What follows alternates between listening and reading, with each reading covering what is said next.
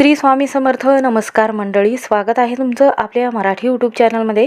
स्वामींच्या कृपेने आपला दिवस आनंदात जाओ हीच मी स्वामींच्या चरणी प्रार्थना करते आणि आजच्या या नवीन व्हिडिओला सुरुवात करूया. तर यंदा 15 जून वार सोमवार या दिवशी आलेली आहे सोमवती अमावस्या. जेव्हा ही अमावस्येची तिथी जी आहे ही सोमवारी येते तर त्या अमावस्येला सोमवती अमावस्या असं म्हटलं जातं.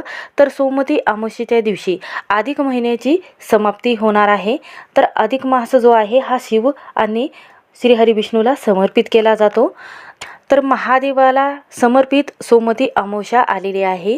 ही अमावस्या जीवनातील दारिद्र्य दूर करत असते आणि जीवनातील सर्व संकट विघ्न दूर करत असते. सोमवार हा चंद्राचा दिवस म्हटला गेलेला आहे. या दिवशी सूर्य चंद्र एका राशीमध्ये प्रवेश करत असतात, एकाच रेषेमध्ये असतात. या विशेष पर्व दिवसाला पुण्य आणि फलदायी प्रदान करणारा म्हटला गेलेला आहे सोमवती अमावस्या. तर सोमवती अमावस्येच्या दिवशी जर ही अमावस्या आली सोमवारी तर याचं फलदायी आणि पुण्यदायी फळ जे आहे तर ते अधिक पटीने आपल्याला प्राप्त होते. या दिवशी जे आपण उपास करतो किंवा सेवा करतो ज्यामुळे जीवनातील सर्व कष्ट नाहीसे होतात. सोमवती अमावस्येच्या दिवशी प्रभू विष्णूच्या नावाचं एक जानवं आणखी पिंपळाला अर्पित करून प्रार्थना करावी. सोमवती अमावस्येच्या दिवशी घरातील महिला आपल्या पतीच्या दीर्घ आयुष्यासाठी हा उपवास करत असतात. तर हे व्रत केल्याने शिव पार्वतीचा आशीर्वाद लाभत असते आणि वैवाहिक जीवनामध्ये आनंद, सुख, समृद्धी आणि धन योगाचे प्रबल योग जे आहे तर ते आपल्याला बनवत असतात. तर हा उपाय जर आपण या दिवशी केला तर आयुष्यातील अडचणी व पितृदोष कमी होतो आणि या दिवशी पवित्र गंगेमध्ये स्नान केल्याने याचं पुण्य अधिक पटीने आपल्याला लाभत असते, अशी धार्मिक श्रद्धा आहे. या दिवशी शिवयोग असणार आहे म्हणून पारिग योगामुळे शत्रुविरुद्ध केलेल्या कार्यास यश मिळणार आहे. ज्या व्यक्तीच्या कुंडलीमध्ये कालसर्पदोष आहे तर त्यांनी या दिवशी आवर्जून महादेवाची पूजा करावी आणि एखाद्या पिंपळाच्या झाडाखाली शुद्ध तुपाचा मोहरीच्या तेलाचा दिवा लावावा. तर या दिवशी केतू या दोषापासून कालसर्प दोषापासून मुक्तता मिळवायची असेल तर आवर्जून आपल्याला या दिवशी हा उपाय करायचा आहे. तर धार्मिक शास्त्रानुसार सोमवती अमावस्या ही वर्षातील मोठी अमावस्या तिथी म्हटली गेलेली आहे. तर ज्याप्रमाणे अधिक महिना हा दर 3 वर्षांनी येतो तेव्हा या अधिक महिन्यात येणाऱ्या अमावस्येला सुद्धा दर 3 वर्षासारखंच महत्त्व दिलं गेलेलं आहे. या सोमवती अमावस्येचा प्रारंभ जो आहे तर तो 14 जूनला दुपारी 12:20 होणार आहे आणि याची समाप्ती 15 जूनला सकाळी 8:24 होणार आहे. तर उदय तिथीनुसार ही अधिक महिन्यातील अमावस्या म्हणजेच सोमवती अमावस्या ही 15 जून रोजी आपल्याला साजरी करायची आहे. अधिक महिन्यामध्ये येणाऱ्या या हिंदू धर्मात जी अमावस्या तिथी आलेली आहे तर धार्मिक दृष्टिकोनातून याला खास महत्त्व दिलं जातं. कारण यंदा या अमावस्येला 3 वर्षांनी असा दुर्मिळ योग जुळून आलेला आहे. या दिवशी सर्वार्थ सिद्ध योग जुळून आलेला आहे. हा योग जो आहे तर आपल्या घरातील पूजा, दिवा आणि पितरांचे स्मरण करण्यासाठी अत्यंत शुभ मानला जातो. अधिक मास हा भगवान श्री हरी विष्णूला समर्पित केला जातो. तर अमावस्या तिथीला पूर्वजांच्या शांतीसाठी आणि त्यांचा आशीर्वाद संपूर्ण कुटुंबावर, मुलावर आशीर्वाद जो आहे तर तो राहण्यासाठी या दिवशी पूजा केली जाते. दानधर्म करायला विशेष महत्त्व आहे. अमावस्येच्या दिवशी दुर्मिळ योग जुळून आल्यामुळे या दिवशी जर आपण पवित्र गंगेमध्ये स्नान केले आणि पवित्र गंगेमध्ये एक शुद्ध तुपाचा जर गाईचा तुपाचा दिवा जर लावला तर आपल्याला संपूर्ण 33 कोटी देवांचा आशीर्वाद प्राप्त होतो. म्हणूनच अमावस्या सोमवारी येत असल्यामुळे तिला सोमवती अमावस्या म्हणून ओळखलं जातं. तर यंदा अधिक महिन्यामध्ये ही अमावस्या आलेली आहे त्यामुळे याचं महत्त्व जास्त वाढलं गेलेलं आहे. तर आपल्या घरामध्ये सुखसमृद्धी प्राप्त व्हावी आणि पूर्वजांचा आशीर्वाद प्राप्त होण्यासाठी सोमवती अमावस्येच्या दिवशी विवाहित स्त्रिया आपल्या पतीच्या दीर्घ आयुष्यासाठी हे उपवास करत असतात. म्हणूनच शिव पार्वतीचा एकत्रित आशीर्वाद जो आहे तर तो प्राप्त होतो. तर हा अत्यंत शुभ दिवस असल्यामुळे या दिवशी दीपदान करायला सुद्धा महत्त्व दिलं जातं. म्हणूनच सोमवती अमावस्येच्या दिवशी तुमच्याच्याने काहीही करणं झालं नाही तरीही चालेल, पण दिवशी आईने मुलांसाठी असा एक दिवा लावायचा आहे. हा दिवा लावल्याने मुलांचे सर्व दोष हे दूर होतात, सर्व संकट दुःख दूर होऊन प्रत्येक कामामध्ये आपल्याला यश मिळते. 7 पिढ्याचे दारिद्र्य नष्ट होऊन आपल्याला 33 कोटी देव आहेत. अधिक महिन्यामध्ये या देवांची पूजा केली जाते. तर असा हा दिवा आपण जर अमावस्येच्या दिवशी लावला तर 33 कोटी देवांचा आशीर्वाद हा प्राप्त होतो. घरात अखंड लक्ष्मी वास करेल. हे दीपदान कुठे आणि कशा पद्धतीने करायचे आहे, कोणत्या ठिकाणी करायचे आहे, याबद्दलची संपूर्ण माहिती या व्हिडिओमध्ये आपण पाहणार आहोत. त्यामुळे व्हिडिओ हा शेवटपर्यंत नक्की पहा. चॅनलवर नवीन असाल तर नक्की सबस्क्राईब करा आणि त्याचबरोबर कमेंटमध्ये ओम नमो नारायणाय हा मंत्र लिहायला विसरू नका. आणि असेच नवनवीन व्हिडिओ पाहण्यासाठी बेल आयकॉनला नक्की प्रेस करा. जेव्हा मी नवीन व्हिडिओ अपलोड करेन त्याचं नोटिफिकेशन सर्वात अगोदर तुम्हाला भेटेल आणि तुम्ही एक पण व्हिडिओ मिस करणार नाही. तर पहा, 15 जूनला जी अमावस्या आलेली आहे, तर या दिवशी आपल्याला सकाळपासून तर संध्याकाळपर्यंत हा उपाय करायचा आहे. पहा, हा जो दिवा आहे तर हा आपल्या पूर्वजांसाठी आणि आपल्या मुलाच्या भविष्य उजळण्यासाठी हा दिवा तुम्ही लावू शकता. जर सकाळी तुम्ही दिवा हा लावणार असेल म्हणजे सकाळी तुम्ही 7 ते 12 वाजेपर्यंत तुम्ही दीपदानही करू शकता आणि असा एक दिवासुद्धा तुम्ही लावू शकता. सकाळी आपल्याला 7 ते 12 वाजेपर्यंत हा उपाय करायचा आहे. आणि संध्याकाळी तुम्ही जर करत असाल तर संध्याकाळी प्रदोष काळानंतर तुम्ही 9 वाजेपर्यंत हा उपाय करू शकता. अमावस्येच्या दिवशी आपल्या आयुष्यातील सर्व दुःख दूर होण्यासाठी आणि आपल्या जीवनातील ज्या अडचणी आहे, नकारात्मकता आहे, शत्रू त्रास आहे किंवा घरामध्ये एखाद्या व्यक्तीला किंवा मुलाला नजर दोष होत असेल, आरोग्य चांगलं राहत नसेल किंवा चिडचिडपणा करत असेल तर सर्व शत्रू त्रास हा कमी होतो आणि नजरबाधा कमी होत असते. हे जर उपाय तुम्ही या दिवशी केले तर संपूर्ण अधिक मासाचे संपूर्ण फळ जे आहे तर ते संपूर्ण कुटुंबाला लाभत असते. म्हणूनच जर तुम्ही अधिक महिन्यामध्ये कोणतीही सेवा अजूनही केलेली नसेल तरीही चालेल, पण अमावस्येच्या दिवशी हे काम नक्की करायचं आहे. तर तुम्हाला वेळ मिळालेला नसेल, कामाव्यतिरिक्त किंवा व्यवसाय असेल, दुकान असेल, त्यामुळे तुम्हाला वेळ मिळालेला नसेल तर आवर्जून आपल्याला अमावस्येच्या दिवशी थोडासा वेळ काढायचा आहे आणि हे दीपदान जे आहे तर ते नक्की करायचं आहे. तर या अधिक महिन्यातील अमावस्येच्या दिवशी 33 पीठांच्या दिव्याचं दीपदान करायला खूप मोठं महत्त्व दिलं जातं. कारण अमावस्येच्या दिवशी जर आपण योग्य पद्धतीने दीपदान केलं तर याचं फळ जे आहे तर ते संपूर्ण कुटुंबाला लाभत असते. एवढंच नाही तर दीपदान आपल्या घरात 5 ठिकाणी केल्याने अनेक जन्मोजन्मांतरीचे पाप नष्ट होतात. आपल्या धर्मग्रंथामध्ये याचा उल्लेख जे आहे तर ते वास्तुशास्त्रामध्ये धर्मग्रंथामध्ये केलेला आहे. तर हा उपाय केल्याने घरामध्ये सकारात्मक ऊर्जा ही निर्माण होते आणि पॉझिटिव्ह एनर्जी घरामध्ये तयार होते. घरात अखंड लक्ष्मी वास करते. आणि हा उपाय कोणत्या वेळी करायचा आहे यालाही महत्त्व दिलं जातं. हा उपाय केल्याने शुभ फळ तर नक्कीच प्राप्त होते आणि आपल्या मुलाची पतीची भरभरून प्रगती होते. तर हा उपाय अधिक महिन्यातील सोमवती अमावस्येच्या दिवशी केल्याने भगवान श्री हरी विष्णूचा आशीर्वाद प्राप्त होतो.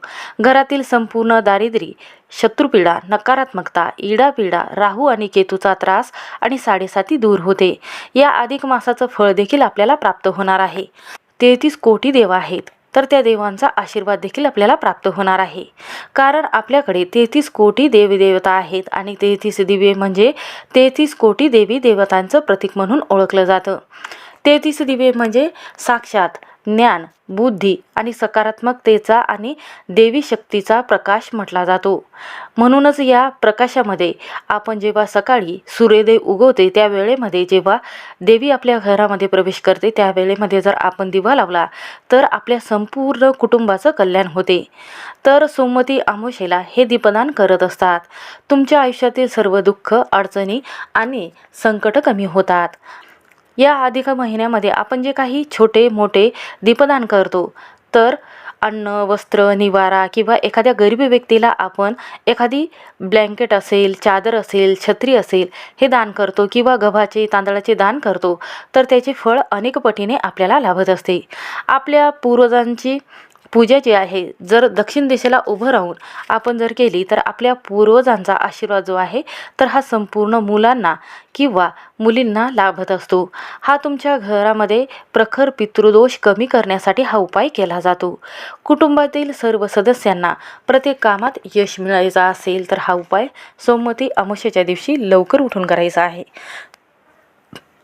तर या दिवशी आपल्याला काय करायचं आहे, सकाळी लवकरच उठायचं आहे आणि आपल्या देवघरातील सर्व देवांची पूजा करायची आहे। पूजा कशी करायची आहे तर या दिवशी सर्व देवाला आपल्याला दुधाने, दह्याने, पंचामृताने अभिषेक करायचा आहे आणि या दिवशी आपल्याला धूप लावून सर्व वातावरण जे आहे घरातील ते प्रसन्न करायचं आहे। आणि त्यानंतर काय करायचं आहे, सकाळी किंवा संध्याकाळी हा उपाय तुम्ही करू शकता। जेव्हा तुम्हाला वेळ मिळेल तेव्हा तुम्ही हा उपाय करू शकता। तर सर्वात प्रथम काय करायचं आहे, देवघरामध्ये आपल्याला एक शुद्ध तुपाचा दिवा लावून घ्यायचा आहे आणि त्यानंतर आपल्याला हा उपाय करण्यासाठी काय करायचं आहे, या दिवशी काय करायचं आहे, 33 पिठाचे दिवे कसे तयार करायचे आहे तर पहा। तर घरातील महिलांनी काय करायचं आहे, सकाळी आपल्याला एका ताटामध्ये गव्हाचं पीठ घ्यायचं आहे, त्यामध्ये थोडासा गूळ आणि त्यानंतर 2 थेंब आपल्याला काय करायचं आहे, तिळाचं तेल टाकायचं आहे। तर यामध्ये आपल्याला चिमूटभर हळद टाकायची आहे आणि 2 थेंब आपल्याला तुपाचे टाकायचे आहे आणि यामध्ये मीठ न टाकता आपल्याला असंच हे पीठ जे आहे तर ते मळून घ्यायचं आहे आणि त्यानंतर या पिठाचे कणकेचे दिवे तयार करायचे आहे। तर छोटे छोटे दिवे आपल्याला तयार करून घ्यायचे आहे। प्रत्येक दिव्यामध्ये आपल्याला या दिव्यामध्ये लांब कापसाची वात किंवा 5 पदरी असेल वात तर ती टाकायची आहे। तर या दिव्याचं पूजन आपल्याला संकल्प करूनच हे दिवे प्रज्वलित करायचे आहे। दिवे फक्त बनवून चालणार नाही तर त्याची विविध पद्धतीने पंचोपचारी पूजा करायची आहे। तर एक मोठा दिवा जो आहे तर तो ताटामध्ये घ्यायचा आहे आणि तेथेच दिवे व्यवस्थित मांडून घ्यायचे आहे। त्यानंतर प्रत्येक दिव्याला हळदी कुंकू, फुले आणि अक्षता अर्पण करायच्या आहेत आणि त्यानंतर आपल्याला हा मंत्र आवर्जून म्हणायचा आहे। तर हा मंत्र असा आहे, दिव्या दिव्या दीपकार, कानिल कुंड मोती हार, दिव्याला पाहून नमस्कार, दिवा जळतो तुळशीपाशी, माझा आशीर्वाद सर्व देवापाशी। हा तुळशीचा मंत्र आहे। तर हा श्री हरिविष्णूचा मंत्र आहे। या मंत्राने जीवनातील संकट दूर होतात। जीवनात कोणत्याही कामामध्ये आपल्याला यश मिळवायचं असेल तर आवर्जून हा मंत्र नक्की म्हणायचा आहे। त्यानंतर तुम्ही तुमच्या देवघरामध्ये हे दिवे जे आहे ते प्रज्वलित करू शकता। आपल्या वास्तुशास्त्रामध्ये असं म्हटलं गेलेलं आहे की पहिला मार्ग जो आहे हा आपण दीपदानाचा करू शकतो, घरच्या घरी करू शकतो। तर अशा पद्धतीने 33 दिवे तुम्ही एखाद्या नदी ठिकाणी लावू शकता किंवा घरामध्ये लावू शकता किंवा तुळशीजवळ लावू शकता। त्याचबरोबर असं म्हटलं जाते की जो पिण्याचं माठ आहे, ज्या माठामध्ये आपण थंड पाणी पितो तर तिथे एक शुद्ध तुपाचा दिवा या दिवशी लावायचा आहे। अधिक महिन्यामध्ये अमावस्येच्या दिवशी पाण्याच्या ठिकाणी जाऊन हे दीपदान करणं अत्यंत सर्वात श्रेष्ठ आणि उपयुक्त म्हटलं गेलेलं आहे। मग तुमच्या घराजवळ एखादं मंदिर जर असेल श्री हरिविष्णूचं आणि माता लक्ष्मीचं तर तिथे जाऊन तुम्ही 33 दिव्याचं दीपदान करू शकता। तुमच्या देवघरामध्ये तुम्ही हे दीपदान केलं तरीही चालेल, तुळशीपाशी करू शकता।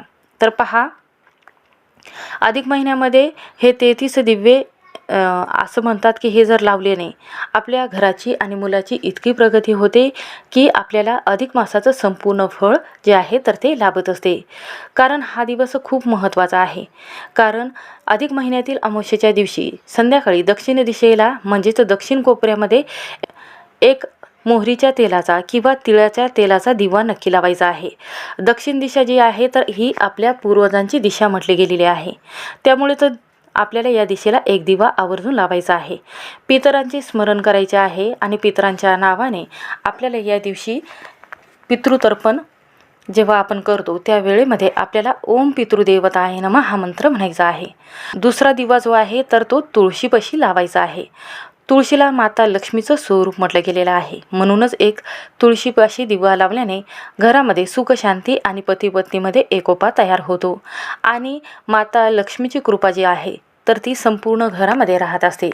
म्हणून आपण जेव्हा घरामध्ये येतो त्या वेळेमध्ये आपल्याला उजव्या साईडला हा दिवा लावायचा आहे आणि त्यानंतर घरात आपल्याला काय करायचं आहे, जो मध्यभागी जो आपला जागा आहे मध्यभागी, तर तिथे एक मधोमध दिवा लावायचा आहे. आणि त्यानंतर सर्वात शेवटचा दिवा जो आहे तर तो मुख्य उंबरवटा हा नकारात्मकता रोखणारा आणि आपल्या घराचं मुख्य रक्षक म्हटला जातो. उंबरवट्यावर दिवा लावल्याने घरामध्ये सुख, शांती, समृद्धी ही नांदत असते आणि नजरदोष, वास्तुदोष, नकारात्मकता ही आपल्या घरामध्ये प्रवेश करत नाही. मुख्य प्रवेशद्वाराच्या बाहेर जेव्हा आपण हा दिवा लावतो तेव्हा आपल्याला सुद्धा तृप्ती आणि समृद्धी प्राप्त होते. म्हणूनच सुद्धा एक दीपदान जर तुम्ही या दिवशी आवर्जून एखाद्या वृक्षाच्या म्हणजे पिंपळाच्या झाडाखाली जर लावले तर त्रिदेवांचा आशीर्वाद प्राप्त होतो आणि लक्ष्मी जे आहे तर यांचा आशीर्वाद प्राप्त होतो. जर तुमच्या जवळपास पिंपळाचं झाड असेल तर आवर्जून असा एक दिवा लावायचा आहे. तर त्यानंतर आपल्याला या पिठाच्या दिव्याचं काय करायचं आहे तर हे दिवे जे आहे तर आपल्याला एखाद्या नदीमध्ये अर्पण करायचे आहे किंवा एखाद्या झाडाखाली तुम्ही ठेवू शकता. त्या ठिकाणी ज्या मुंग्या असतात तर हे पिठाचे दिवे आहे तर त्या खात असतात काळ्या मुंग्या, त्यामुळे आपला प्रखर पितृदोष हा नाहीसा होतो. त्याच पद्धतीने 33 दिव्याचं दीपदान तुम्ही वेगळं करायचं आहे आणि जे मी तुम्हाला 5 दिवे सांगितलेले आहे तर अशा ठिकाणी 5 ठिकाणी लावायचं आहे. दक्षिण दिशेला, तुळशीपाशी, आपल्या घराच्या मध्यभागी, मुख्य उंबरवट्यावर आणि आपल्या देवघराजवळ असे 5 दिवे कणकेचे लावायचे आहे. जर तुम्हाला कणकेचे दिवे लावणं शक्य होत नसेल तर तुम्ही साधी पंथी घेतली तरीही चालेल. अशा पद्धतीने जेव्हा घरामध्ये ज्या अमावस्या आहे तर त्या दिवशी हा उपाय केला जातो तर त्यामुळे घरामध्ये सुखसमृद्धी ही आपोआपच नांदत असते. म्हणून हा उपाय करून पहा, सर्व कामात तुम्हाला यश मिळेल. श्री स्वामी समर्थ. व्हिडिओ आवडला असेल तर स्किप न करता शेवटपर्यंत नक्की पहा.